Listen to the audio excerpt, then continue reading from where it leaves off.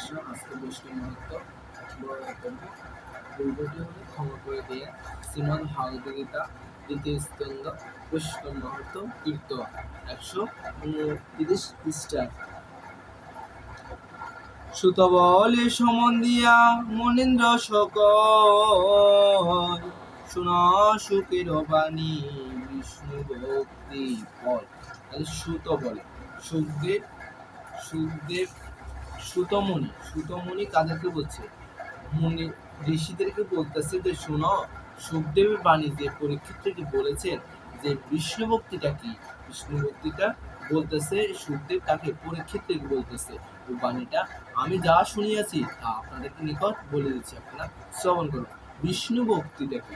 বিষ্ণু অর্থাৎ ভগবান গুরু রূপে কৃষ্ণ, উনি হলেন বিষ্ণু। ভক্তিটা কি? ভক্তি কয় প্রকার? ভক্তি 5 প্রকার। ভক্তিটা কোথা থেকে আসে? ভক্তি 5 প্রকার। গুরু রূপে কৃষ্ণ, ওনার ওই গুরুর আশ্রয় হলেই ওই ভক্তিটা জানা যায়।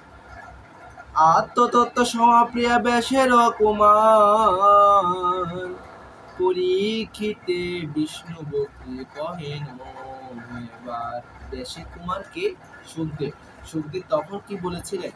পরীক্ষিতে বিষ্ণু ভক্তি সম্বন্ধে বলেছে, যা হলো গুরুতত্ত্ব। আগে গুরুতত্ত্ব না জানিলে নামে ধরে না, তার জন্য আগে গুরুতত্ত্ব জানা অবশ্যই প্রয়োজন। তাই বিষ্ণু ভক্তি আত্মতত্ত্বটা তিনি জানাইছেন কি? ব্যাসানন্দ সুখদেব পরীক্ষিতে জানাইছেন। কিন্তু এই তত্ত্বটা কি জানায়? গুরুরূপী কৃষ্ণ, গুরু এসে শিষ্যকে এই তত্ত্বটা অবগত করে জানায়। যেই জন বিষ্ণুপদে দেয় প্রাণ মন সমভাব তার প্রতি ত্রিভুবন। যেই জন বিষ্ণুপদে দেয় মন, তার মন প্রাণ কি হয়? ত্রিভুবনের সমান হয়। তাহলে বিষ্ণু ত্রি বলতে সব কিছু, প্রকৃতি, পুরুষ, মহতত্ত্ব, এই 3 জন। আর বিষ্ণু পদে মানে গুরুর পদে যদি ভক্তিটা দেয়, প্রকৃতি, পুরুষ, মহতত্ত্ব সম্বন্ধে অবশ্যই আমরা জানবো। প্রকৃতিকে, পুরুষকে, মহতত্ত্বকে, অবশ্যই গুরু সম্বন্ধে যদি আমরা জানতে চাই, সেগুলোর আশ্রয় জানা হয় সবাই, সেগুলোর সাথে যেতে হবে। বিশ্বকর্মা যা আছে বান্ডে তা পায়, সেগুলোর কৃপা হলে জানিবে সবাই। আগে জানতে হবে গুরুর কাছে যেতে হলে, তাহলে আমরা সবকিছু জানতে পারবো। সর্বপদ বিষ্ণু এই বিশ্ব মাজারে, যার যাহা অভিলাষ তা যেন তারে। ভগবান বিষ্ণুরূপী গুরুরূপী কৃষ্ণ আছে, উনি বিষ্ণু তত্ত্বটা ওনার কাছে আছে। ওই তত্ত্বটা কি? তিনি কি দিবেন? যে যেরকম ভাবে ভোজন দেবে, সে লীলা রূপে তিনি উনি বলেছেন কি আমাকে যে যেরকম ভাবে ভোজন দেবে আমি তাকে সেভাবেই কি করব?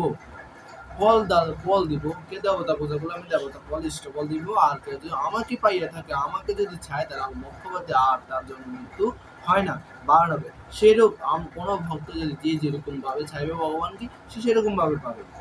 বকুণ্ড হইতে নরকের ধার, বিষ্ণুময় সর্বস্থান সফলতা। বকুণ্ড হইতে এই নরকের ধার। বকুণ্ড কোথায়? আর দেহের মধ্যে 4টি দাঁত। একটি হলো বৃন্দাবন, গোলক, বৈকুণ্ঠ, মথুরা। তাহলে ওই বকুণ্ডিতেই নরকের গমন। বৈকুণ্ঠের পাশে একটা আছে, নরকের ধার আছে। ওটা হচ্ছে দেহবাণ্ডের ধার, ওটাকে নরকের ধার বলে। ওটা বিশ্বব্রহ্মাণ্ডেরটা দেহবাণ্ডে বুঝতে বলেছে। যে জনবার তাহার শরণ, পবিত্র তাহার দেহ সার্থক জীবন। যে জন বারক তাহার, যে জনের সম্বন্ধে জানে, তার দেহ পবিত্র এবং তিনি সম্বন্ধে অবগতি।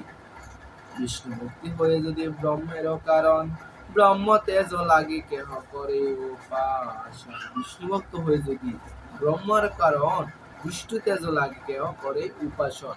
এই বিষ্ণু তেজের জন্য গুরুর উপাসনাটা কি?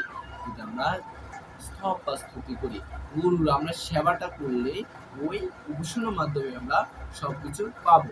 যে যেরকম ভাবে ভোজনা করবে, গুরু তন্ত্র সেভাবে তাকে জিনিসটা দিবে।